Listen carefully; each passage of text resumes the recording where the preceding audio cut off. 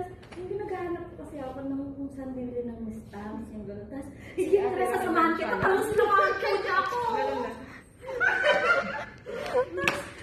Chill lang siya. Kasi gano'n lang talaga. Ang sarap na. Tapos, sinabi ko sa oo, tapos, oo, alam ko kung saan yung ano. Sige, tara na. Tapos, sabi ko, kahit hindi pa kami magkakilala, tara na. Sasamahan kita dun sa bilihan kami ng stamps.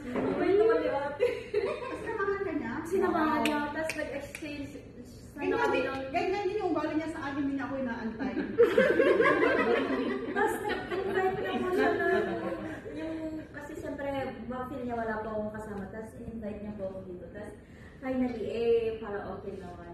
Welcome yung, nung last Sunday lang. Talagang thanks be to God. Kasi yung parang idadala ka niya dun sa kung saan yung parang gusto mong puntahan. Yung parang sa gawain ng Lord.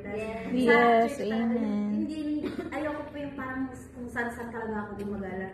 Yung Sunday ko talaga unahin ko yung Lord. Tapos kung may mga fellowship, eating fellowship. Tapos